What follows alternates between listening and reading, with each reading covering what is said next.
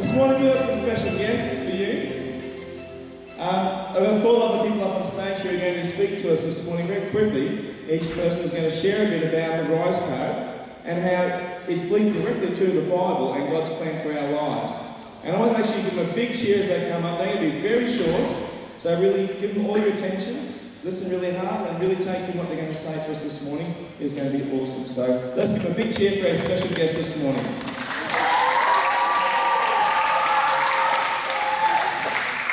I'd like to see Pastor Rob Simpson from the Wesleyan Church just right next door. Hey guys. Poor response. Hey guys.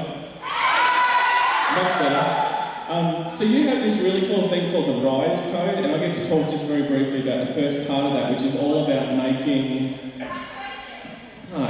making right choices. You know, it's so important in life that we learn how to make right choices. In fact, life goes so much better when we make a right choice. There's this great scene in the Alice in Wonderland movie, and I'm not sure if it's in the more recent version of it, but it's in the original one, where Alice is walking down a road and the road comes to a divide. There's a fork in the road, and there's all these signs, and she's reading the signs trying to work out which way to go. And this is where she meets the Cheshire Cat. And the Cheshire Cat, she says to the Cheshire Cat, she says, which road should I choose? And the cat says, well, that depends very much on where you want to end up. And she says, well, I don't care that much where I end up, I just want to know which way to go. And he says, well, if you don't care where you end up, then it doesn't matter which way you're going. But I suspect that each one here, you do care where you're going to end up in life. You do care what your life is going to turn out to be like. And if you care about where you're going to end up in life, then it's very important that you learn to make the right choices in life. I mean, if you want to be a doctor, then you've got to make the right choices in, you know, how hard you work at school and what subjects you do and where you go to university and how hard you work there. If you want to have good friends in life, then you've got to make the right choices about the friends that you choose and what kind of friend you're going to be. If you want to excel in sport or in music, then again, you've got to learn to make the right choices about those things, about how hard you practice and about where you're going to learn those things. All of our choices have consequences, good or bad. You know, if I was to offer you 2 options and I said, I've got something here for you, I've got something here for you, and you can choose which one. But this one has a punishment that goes with it, and this one has a reward that goes with it. Which one are you going to choose? The one that has the reward with it, exactly, because we inherently know that there are some things that have bad consequences and some things that have good consequences, and we want those to make those decisions, those right choices that bring about the good consequences. And the Bible talks about this. The Bible calls this the law of sowing and reaping. And in fact, in Galatians chapter 6, verse 7, it says this. It says, a man reaps what he sows. You reap what you sow. So, if I plant carrot seeds, what am I going to reap? Carrots, that's right. If I sow pumpkin seeds, what am I going to reap? Well done. If I sow grass seeds, what am I going to get? I'll probably get arrested because you shouldn't be having those sorts of things, but anyway, that's probably not appropriate.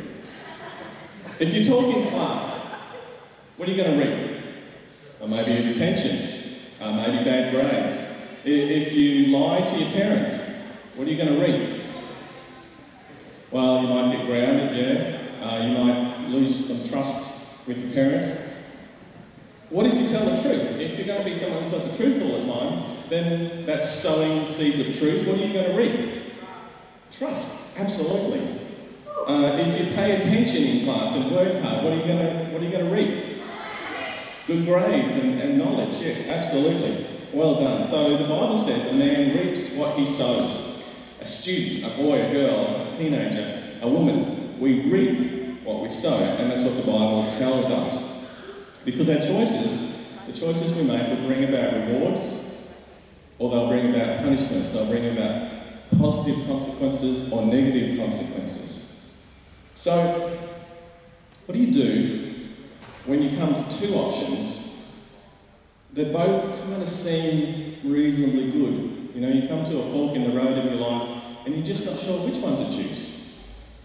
Well, the reality is often we know what's right and what's wrong, and sometimes things are pretty clear. It's just about choosing the right thing to do and remembering that there are rewards for choosing the right thing to do, and not choosing the easy thing or the wrong thing that might lead us to some of those negative consequences.